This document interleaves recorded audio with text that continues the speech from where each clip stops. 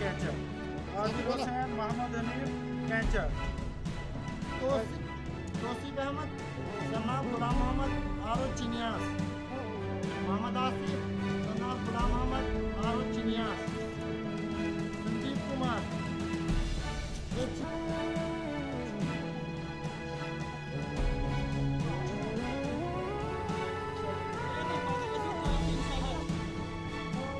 जो यहाँ पे quarantine centre government higher secondary school Mulano में 17 पेशेंट थे, उनकी रिपोर्ट आज आ गई है, सब नेगेटिव है। यहाँ पे जो काफ़ी सवालिया निशान जो उठाए गए थे यहाँ की इंतज़ामिया पे, उन्होंने बहुत अच्छा काम किया था और उसके बाद इनकी रिपोर्ट जब नेगेटिव आई है तो यहाँ के लोगों में जो है डर का जो खौफ उनके दिलों में बस गया था, लेकिन उसकी अब कोई ज़रूरत नहीं है क्योंकि ये सारा वो नेगेटिव आ गया है। और मैं यहाँ की इंतज़ामिया को मुबारकबाद पेश करता हूँ कि जिन्होंने इस महामारी में जो है बहुत अच्छा काम